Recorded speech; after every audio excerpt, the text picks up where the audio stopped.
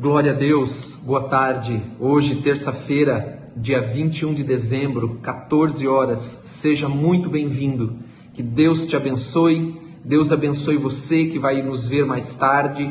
Deus abençoe a tua vida, a tua casa e a tua família. Amém? Eu quero compartilhar com você hoje uma palavra que eu tenho certeza que vai falar muito ao teu coração. Vai falar muito sobre a nossa caminhada de fé, como ela deve ser. Vem o ano de 2022, né? Grandes coisas nos esperam, amém? Grandes emoções nos esperam. Então nós precisamos estar andando com fé na palavra do Senhor, amém? Mas antes eu quero compartilhar com você um pouco daquilo que o Senhor tem feito. O Senhor tem agido e tem feito coisas tremendas. Você tem visto na reunião de segunda-feira, você tem ouvido, escutado os testemunhos, né?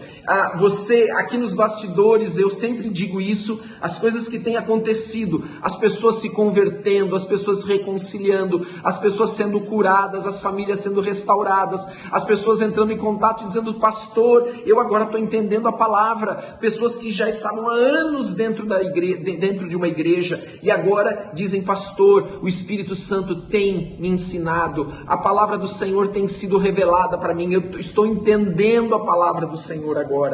Então o que Deus tem feito é tremendo, e eu quero dizer que você faz parte de todo esse mover, porque a palavra de Deus diz que nós somos um corpo, e o corpo, ele é um todo, Jesus é a cabeça, mas cada um de nós é um pedacinho desse corpo. Então você faz parte disso que o Senhor tem feito, das inúmeras pessoas que têm se convertido, que têm entregue a sua vida a Jesus, que têm feito uma aliança com Deus, que estão agora andando na presença de Deus, que agora perguntam, pastor, o que eu faço, pastor? Aonde que eu começo a ler a palavra de Deus? Como eu oro? Como eu jejuo? Irmãos, coisas que só o Espírito Santo de Deus podem fazer. Como nós sempre falamos aqui, como o pastor Sandro sempre fala, não somos nós. Toda honra e toda glória é do Senhor. Mas eu quero partilhar isso com você. Você faz parte disso que Deus tem feito. Glória a Deus pela tua vida. Que Deus abençoe, como eu já disse antes, muito você, a tua casa, em nome de Jesus. Amém? A mensagem de hoje, ela está no capítulo 17 de Lucas. Antes de nós lermos, eu quero orar com você. Vamos orar? Amém? Pai, em nome de Jesus, eu quero pedir a tua bênção, que a tua palavra seja vivificada, que nós possamos entendê-la, compreendê-la, que ela possa ser hoje pregada de uma maneira simples, sem obstáculos, para que todos possam ser abençoados pela tua palavra, para que todos possam ser edificados pela tua palavra. Em nome de Jesus Cristo eu oro, para que o Espírito Santo esteja entrando aí na tua casa, esteja entrando pelas portas, pelas janelas, e indo até a tua vida e te abençoando em nome de Jesus. Amém? Glória a Deus. Enchendo o lugar onde você está. É claro que ele não precisa de porta e janela, amém? É uma figura. Glória a Deus por isso. Eu quero ler para você o capítulo 17 de Lucas, a partir do versículo 1. Nós vamos eu acredito que até o 19, tá? Na tua Bíblia, ela deve ter ali uns subtítulos, né, dividido em 2 ou até 3 partes, esta porção, né, do Evangelho de Lucas, do capítulo 17, de 1 a 19. Mas eu quero ler e trazer para você hoje um entendimento de uma coisa só. Porque eu sei que você está chegando nesse final de ano cansado, foi um ano difícil. Claro que o Senhor nos abençoou, mas nós temos um corpo, nós temos uma alma, ela muitas vezes sente muitas vezes a luta, né? A fadiga, o cansaço. E eu quero trazer para você uma palavra de renovo para o ano que vem. Dizer para você que tudo aquilo que nós fazemos no Senhor não vai ser perdido, mas você vai ser abençoado. Amém? Porque o Senhor, Ele não mente, o Senhor, Ele não falha. Nenhum tio da palavra de Deus vai deixar de se cumprir. Nada vai deixar de se cumprir. Então, aquilo que você fizer no Senhor, você será recompensado. Porque Deus, Ele é justiça. Deus, Ele não fica devendo nada para ninguém. Mas eu quero que você entenda um pouco da tua caminhada. De como é a nossa caminhada de fé no Senhor. Ela é fácil sempre? Claro que não. Às vezes, há momentos que andar pela fé não é fácil. Ela é um desafio. Lembra, por exemplo, de Abraão e Isaque? Abraão foi chamado por Deus para sacrificar o seu filho. Para mostrar para Deus, olha, quem você ama mais, Isaque ou a mim? Então pega o teu filho e vai lá no Monte Moriá, que é onde é o monte do templo, e sacrifica o teu filho para mim. Claro que Deus estava apenas provando o coração de Abraão. Possivelmente, Isaque havia assumido uma posição no coração de Abraão que ele precisava ser provado. Entende? Mas nossa caminhada, ela também tem os seus desafios. Reservado às proporções, de Abraão e Isaque, nós também temos as nossas lutas. Nós precisamos também entender a nossa caminhada, as lutas, e prosseguir com fé, com ânimo, com determinação. Lembra do filho pródigo? O filho vem lá e pede para o seu pai a herança, a sua parte da herança, e o pai dá. Por quê? Porque se o filho não quer ficar ali por amor, pode ir. Pode ir. Muitas vezes nós tentamos reter e controlar aquilo que nós não podemos, porque Deus deu livre-arbítrio a cada um de nós. Eu tenho 2 filhos, um menino e uma menina. Os 2 foram criados da mesma maneira, mas um é completamente diferente do outro. Cada um terá que ter as suas experiências com Deus, e além disso eles têm o seu livre-arbítrio. As escolhas, as decisões que eles podem tomar.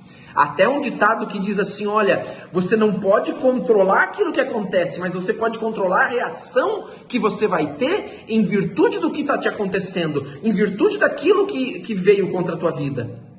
Então, eu quero falar um pouco sobre isso, para que você possa ter uma caminhada com o Senhor produtiva. Uma caminhada com o Senhor aonde você não fica andando em círculos, aonde parece que aquele ciclo nunca acaba. Quando você acha que vai sair daquele ciclo, está preso de novo, começa tudo de novo. Por quê? Porque nós não fomos aprovados. Nós não fomos aprovados. O Senhor colocou uma prova, e aquela prova que foi colocada para nós sermos aprovados e não reprovados, preste bem atenção nisso. O Senhor não tem prazer em reprovar, porque quem faz isso somos nós mesmos. É como uma sala de aula. É o professor que reprova o aluno? Não é. Nós até podemos falar deste modo, mas não é o professor que reprova o aluno, é o aluno que se sabota. Porque o professor esteve lá, ou o bimestre, ou trimestre, ou semestre, ou o ano todo, ensinando, disposto, aplicado, querendo transferir esse conhecimento. Mas o aluno, ele se sabotou, por causa das suas escolhas.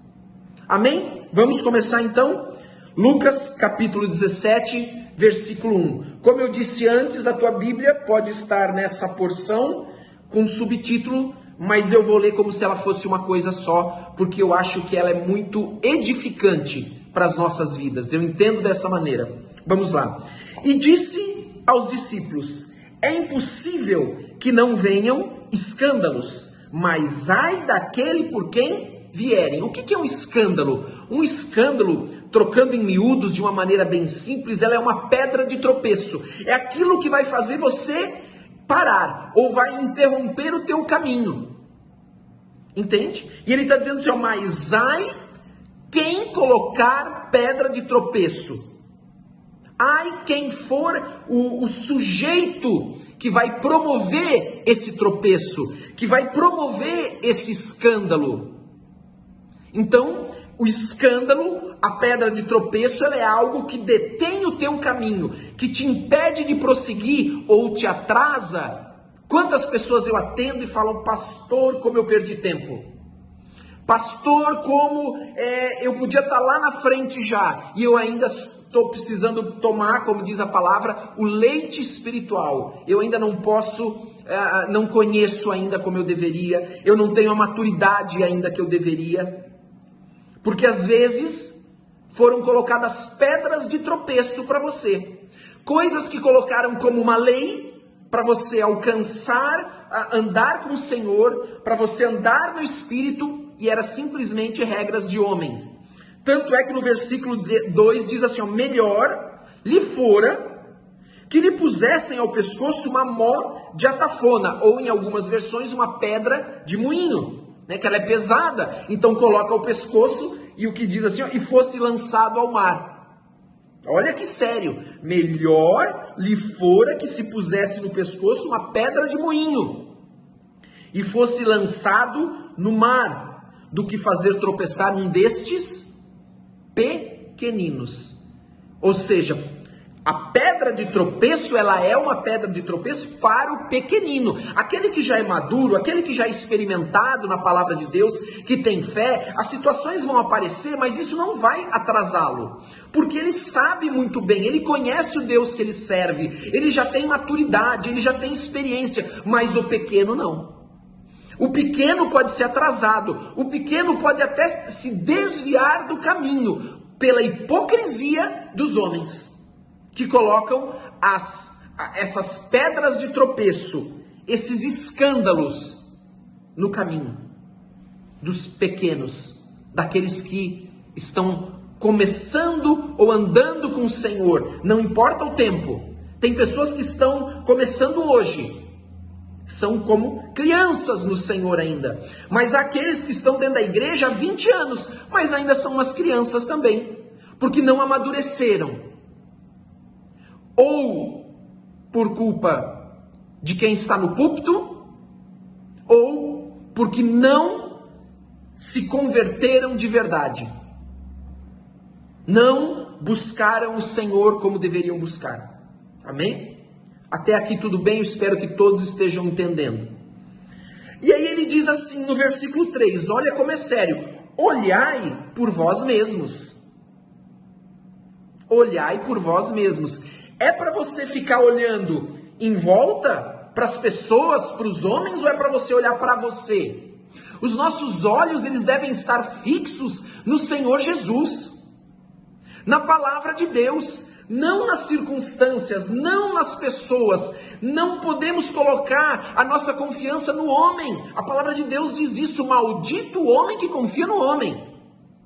A nossa confiança deve estar no Senhor e na sua palavra. Então ele está dizendo assim, ó, olhai por vós mesmos. Olhai por vós mesmos. Olhe para você. Preste atenção na tua vida, não na vida dos outros.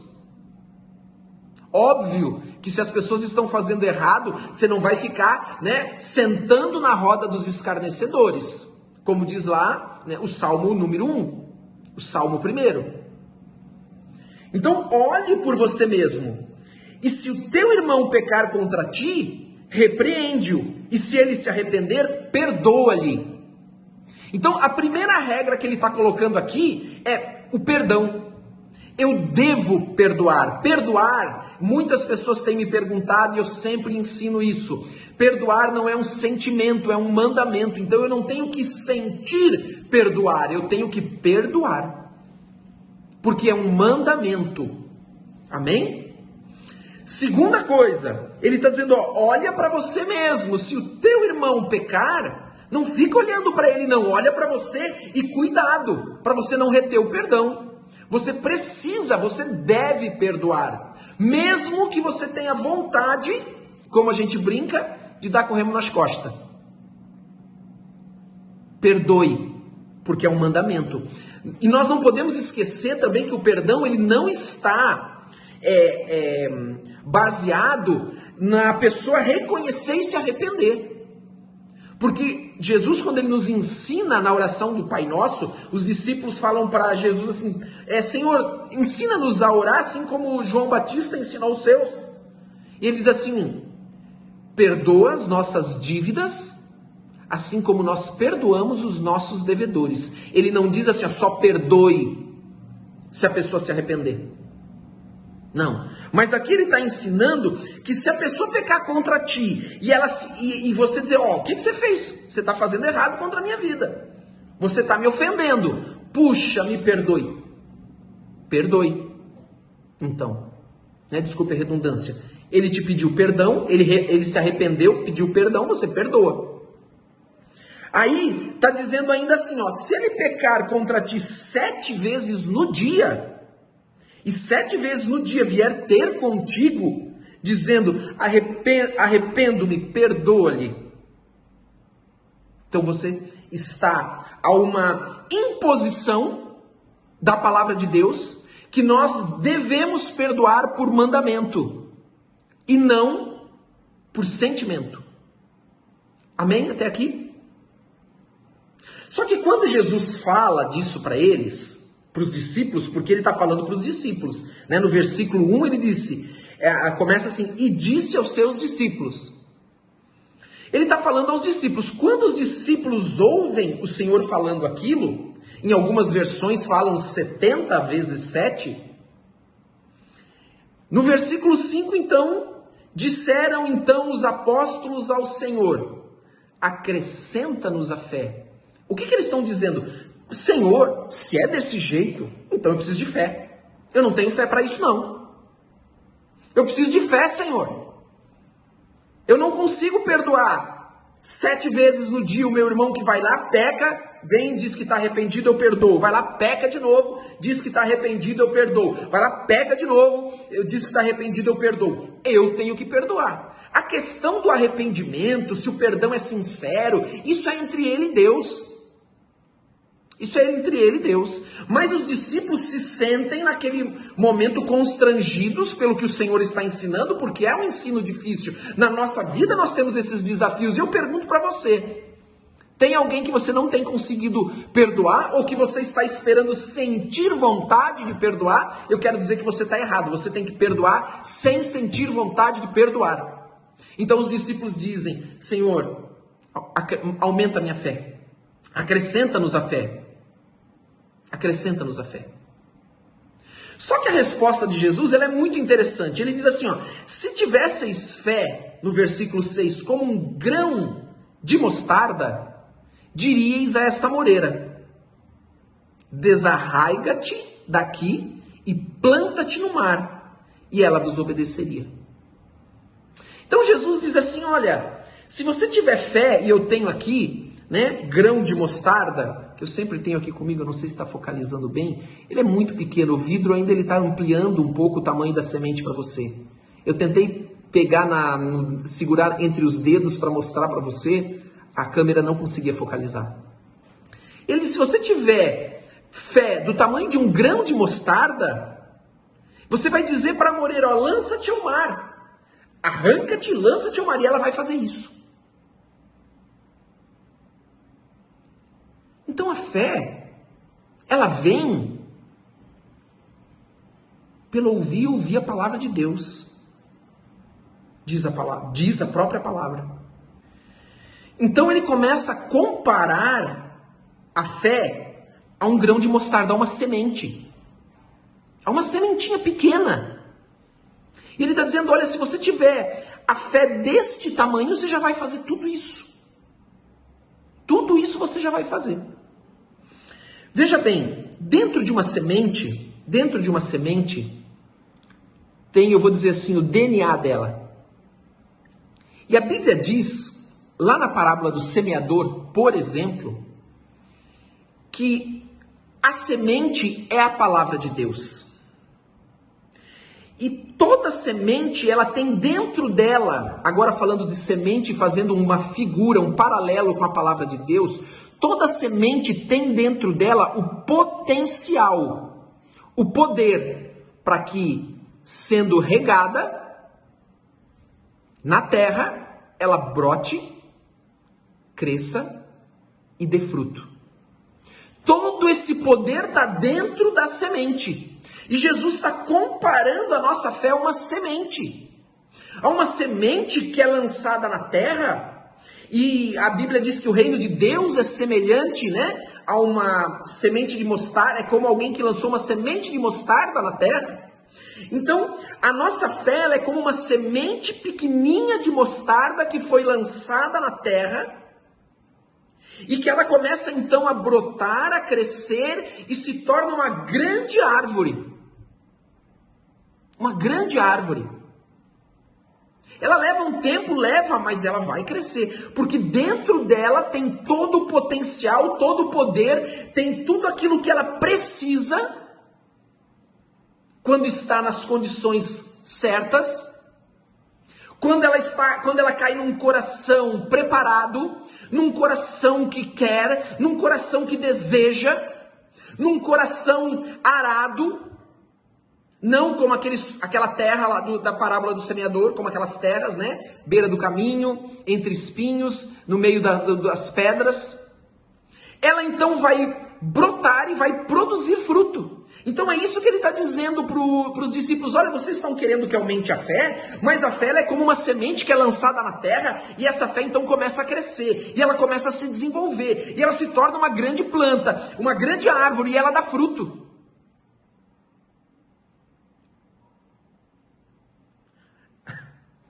Agora, como que é a caminhada cristã? Como que é a nossa caminhada de fé? É por isso que eu disse, eu vou ler como uma coisa só. Eu sei que na tua Bíblia pode estar separado ali, por exemplo, o versículo 5 do versículo, está com outro subtítulo, depois do versículo 11, anterior ao versículo 11, um outro subtítulo, para dividir, para ajudar no entendimento. Mas olha só o que ele diz depois de falar isso para os discípulos. Sabe, eu preciso só dizer uma coisa para você antes. Querido, eu vou tentar pegar aqui. Não aparece. Olha aqui, não aparece. De tão pequeno. Apareceu. Olha lá, 2 sementinhas. 2 sementinhas. Eu quero dizer uma coisa para você.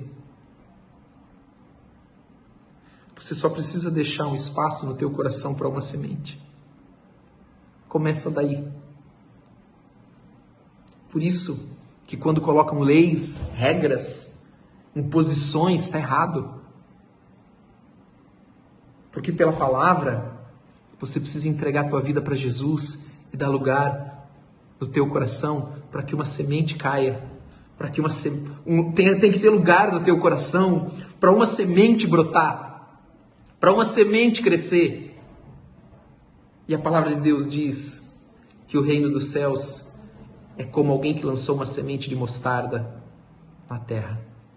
Oh, meu Deus, deixa lugar no teu coração para as sementes da palavra de Deus. Amém? A palavra de Deus são sementes. Deixe o teu coração preparado, deixe um lugar livre, deixe um lugar aberto, um lugar onde pode pegar sol, onde pode pegar chuva, para que essas sementes possam brotar. E tire aquelas sementes que não servem para nada. Tire aquelas sementes, como diz, sementes do joio, que o inimigo semeou. Tire. E é disso que esse texto está falando. Daquelas pessoas que se tornaram uma pedra de tropeço e jogaram no teu coração, porque houve um lugar no teu coração para abrigar essa semente, que é uma pedra de tropeço, essa semente ruim, essa semente maligna, que é uma pedra de tropeço, que é um escândalo, e te fez parar, e te fez cair, e te fez desistir, e te fez desviar, mas agora você está voltando. Amém? Como filho pródigo, você está voltando para a casa do Pai. Agora o que o teu coração precisa é de um lugar aberto, de espaço, para que as sementes de Deus possam cair e brotar e frutificar e você colher os seus frutos. Em nome de Jesus. Amém? Glória a Deus. Vamos prosseguir. Mas aí vem o detalhe. Jesus daí ele começa a dizer assim, escute. E qual de vós, terá um servo a lavrar ou apacentar o gado, a quem, voltando ele do campo, diga: chega-te e assenta-te à mesa. Então, ele está dizendo assim, que tem um senhor, que tem um servo. E esse servo está lá no campo, trabalhando. Então, ele vem no final do dia, esgotado, cansado. Preste atenção. É revelação isso, querido, para a tua vida. Ele vai dizer para ele, chega-te e assenta-te à mesa. Escute, e não lhe diga antes: prepara-me a ceia, e cinge-te, e serve-me, até que eu, o Senhor, tenha comido e bebido. Depois comerás tu, e beberás tu. Sabe o que é o problema muitas vezes nosso como cristão? Escute o que eu vou te falar. Eu falo isso para você com amor, de verdade, porque eu acho que todos nós já passamos por essa fase, aonde nós achamos que nós merecemos alguma coisa, aonde nós queremos culpar Deus, culpar o mundo, culpar o universo, porque nós somos merecedores. Aquele servo, ele podia dizer assim: por que Jesus fala isso? Porque é preciso ter fé, uma fé que seja como a semente de mostarda. Mas no final do dia, aquele servo que trabalhou o dia todo no campo, ele não vai chegar em casa e ter uma mesa pronta, como você merece. Não, a vida não é assim, a vida é luta. É luta todos os dias, às vezes você tem um descanso, mas é luta. E é disso que o Senhor está falando, é isso que o Senhor está dizendo. Pare de achar que você é merecedor, que não estão dando para você o que você merece, que não estão isso, que não estão aquilo, porque isso vai te fazer desistir do caminho, isso vai te roubar a fé, isso vai te roubar sementes. Mas eu fiquei o dia inteiro, mas eu estou um ano na igreja, se a igreja é ruim, sai. Agora, se não, persevere. Joelhos no chão, oração, porque você vai chegar em casa cansado e ainda você vai ter que preparar a mesa. Vou falar isso, por exemplo, para as mulheres. Você vai chegar do culto e você vai ter que fazer a janta para os teus filhos. Você vai trabalhar o dia inteiro para sustentar a tua casa e você vai chegar em casa e vai ter problema para resolver em casa.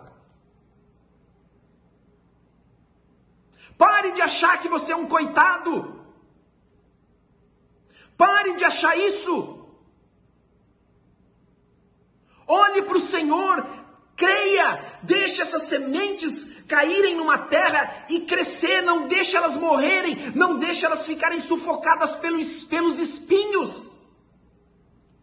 Sabe o que são os espinhos lá? Você sabe.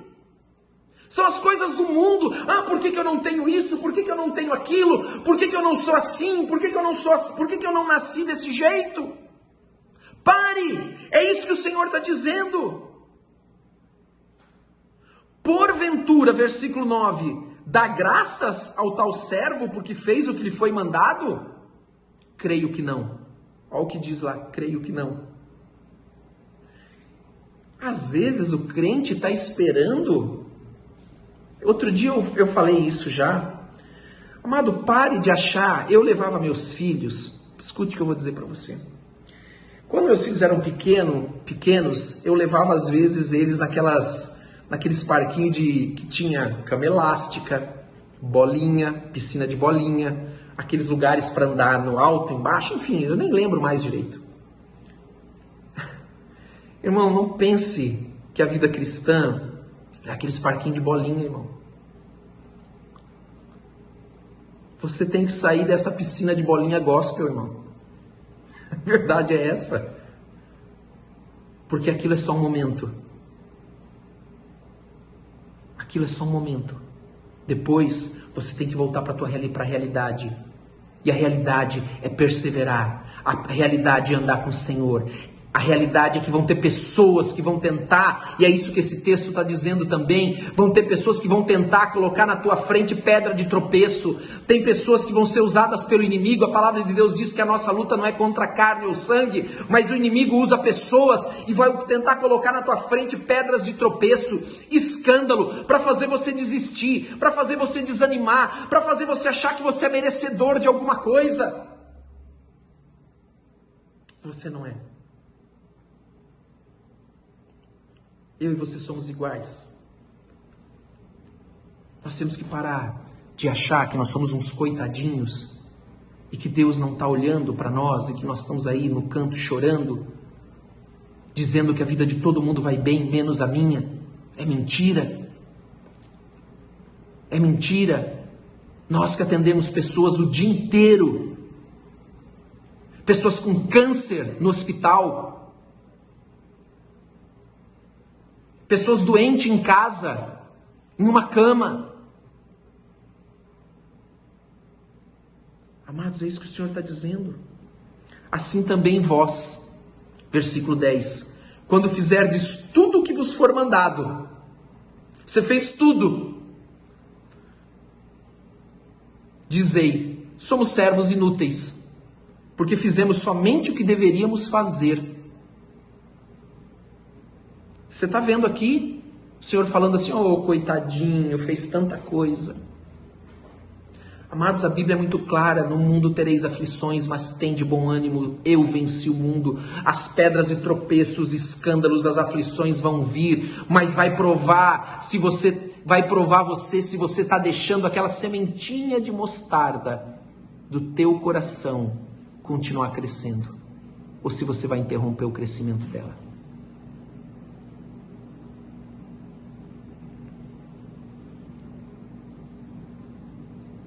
Ou você vai interromper o crescimento dela.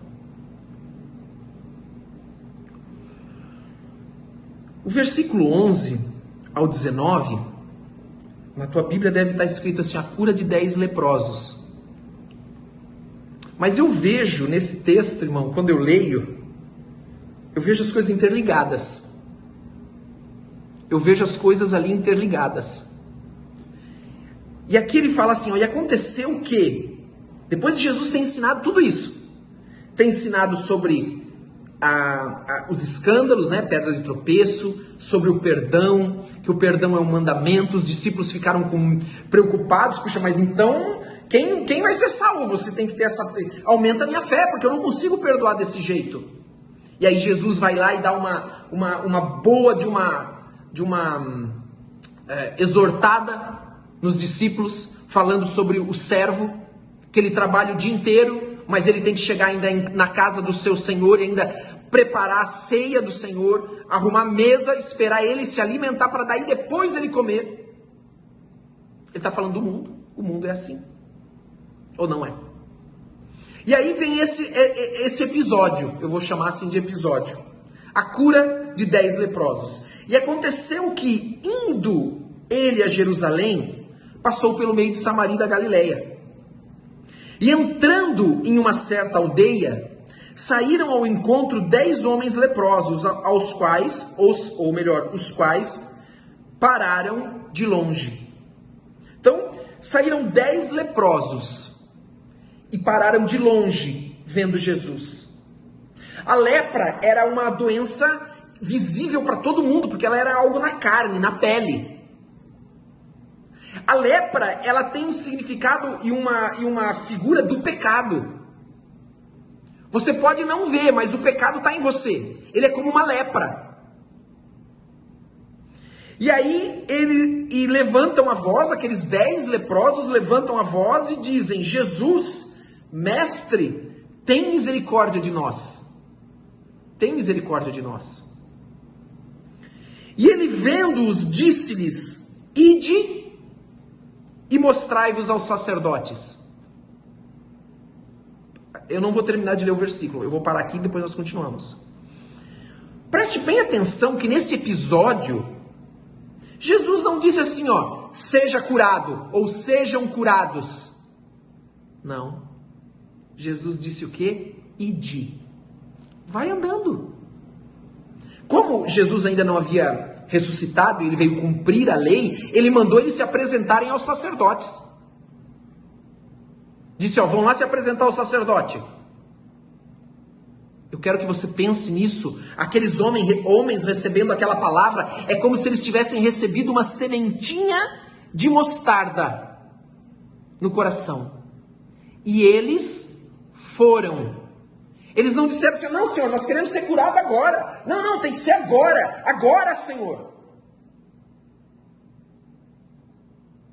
Ou então, o Senhor curou o outro na hora, por que não me curou também, né, imediatamente? Percebe que tem a ver com o que nós estávamos falando? Jesus disse para eles irem andando, irem caminhando, continuarem caminhando na direção do sacerdote. Eu quero dizer para você, continue caminhando na direção do sumo sacerdote da tua alma, que é Jesus Cristo, o Filho do Deus vivo. Continue caminhando na direção dele, mesmo que agora você acabou de sair dizendo, não fui curado, não recebi aquilo que eu precisava, não recebi o milagre que eu queria, mas eu vou continuar caminhando e andando, porque Jesus disse para aqueles 10 leprosos, caminhe, ide até o sacerdote, para se apresentar para eles. Sabe quando que ele deveria ir até o sacerdote para se apresentar para ele? Quando ele tivesse curado.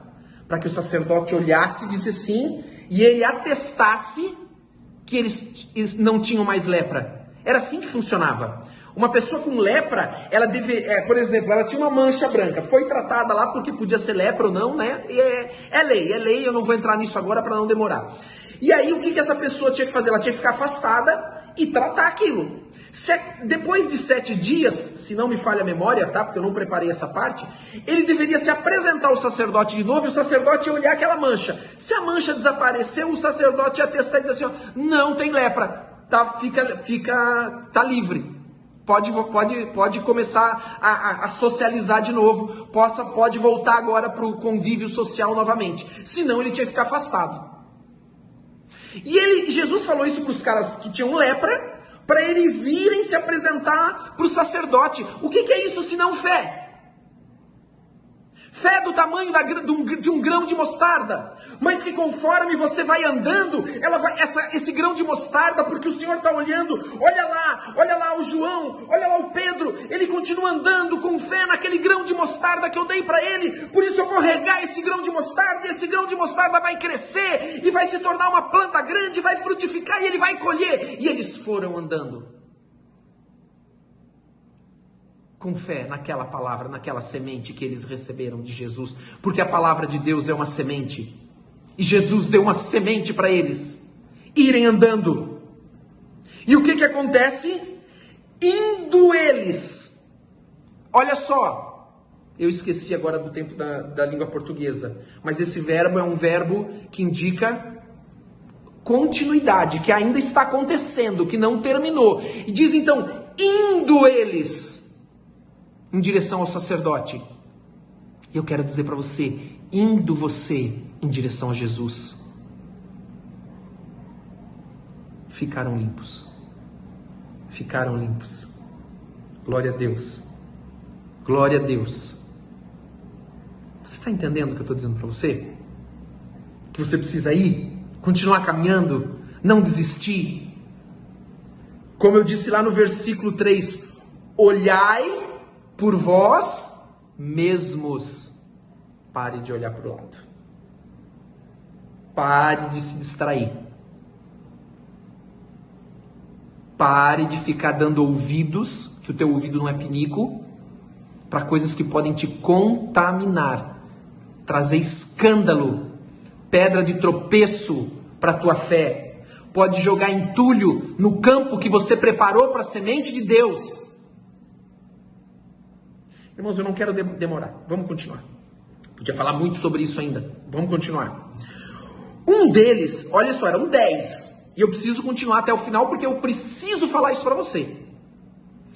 Um deles, dos 10, vendo que estava são, voltou glorificando a Deus em alta voz. Voltou glorificando a Deus em alta voz. E caiu aos seus pés, com o rosto em terra, dando-lhes graça. E este era samaritano. Não vou falar sobre isso, entrar em detalhe. E respondendo, Jesus disse, não foram 10 os limpos? Ou seja, Jesus sabia que os 10 foram limpos. Não foi um só. Ele está dizendo aqui, não foram 10 os limpos?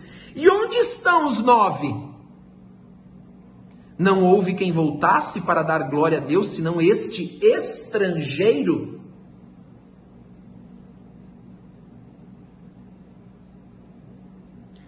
e disse-lhe: levanta-te e vai, a tua fé te salvou. Ouça que eu vou dizer uma coisa para você.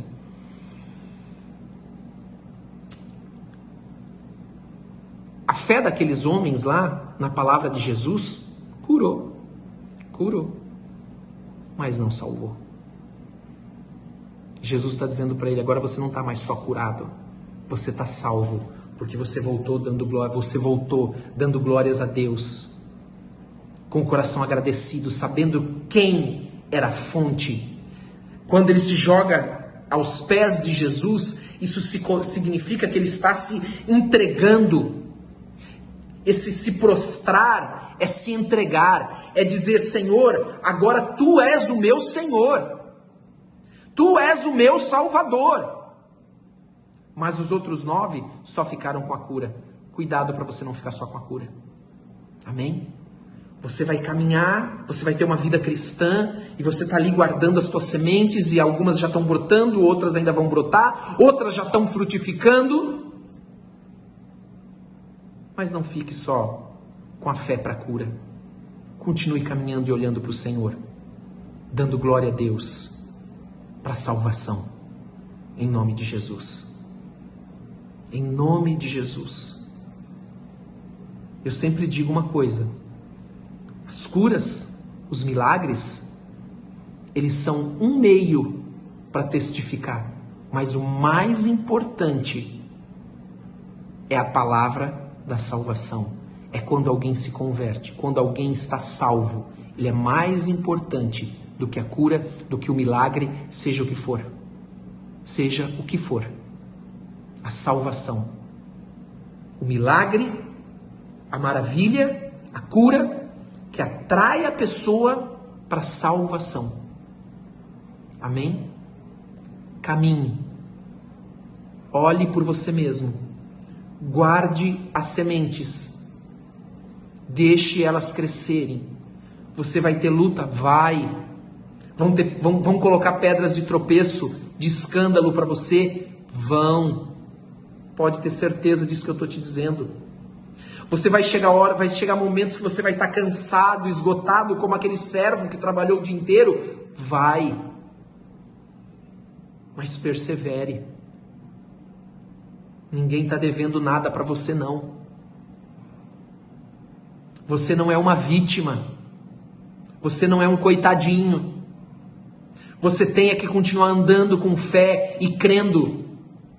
Nesses anos todos de igreja, e olha que eu me converti em 92, a minha conversão foi em 92, segundo semestre de 92, eu vi muita gente ficar pelo caminho, porque não entendeu isso, porque não entendeu. Amém? Vamos orar? Mais uma vez eu quero agradecer a tua paciência, né? Você tem emprestado os teus ouvidos um pouco. Quero que você seja abençoado, que a tua casa seja abençoada, que você tenha um Natal abençoado. A coisa mais importante que tem que estar sempre nascendo na nossa casa é Jesus Cristo. Ele tem que nascer, Ele tem que crescer na nossa casa. E nós fazemos isso quando nós andamos, quando nós caminhamos, quando nós vamos andando com Ele. Não desista, não pare. Não deixe nada te impedir, nada te prender em nome de Jesus. Amém? Vamos orar? Pai, em nome de Jesus, eu quero te agradecer por essa mensagem, que é para todos nós, Senhor. O Senhor sabe que primeiro eu aplico ela na minha vida. Ela primeiro tem que ser aplicada na minha vida. Eu peço que cada um que recebeu essa mensagem possa aplicar na sua vida também, Senhor. E eu oro para que você que está aí ouvindo essa mensagem possa receber do Espírito Santo essa palavra vivificada e possa receber um batismo de poder do Espírito Santo. Espírito Santo, batiza o teu povo. Batiza o teu povo, Espírito Santo. Em nome de Jesus. Em nome de Jesus. Em nome de Jesus. Derrama azeite sobre a cabeça de cada um, que escorra até os pés. Unge da cabeça a planta dos pés. Que haja cura para o corpo, para a alma, para o espírito. Que haja uma transformação, uma limpeza, em nome de Jesus. E, Senhor, acampa os teus anjos em cada casa, em cada família. E eu oro pela água que você colocou aí, em nome de Jesus, consagrando ela, para que quem beber essa água seja curado, em nome de Jesus, para que quando você beber esta água, você seja curado, em nome de Jesus Cristo. Seja como aquela água viva que desce e vai em todas as tuas entranhas, células, sangue, em nome de Jesus, ossos, curando, em nome de Jesus Cristo. Deus te abençoe, em nome de Jesus. Amém. Um grande abraço para vocês. Deus abençoe.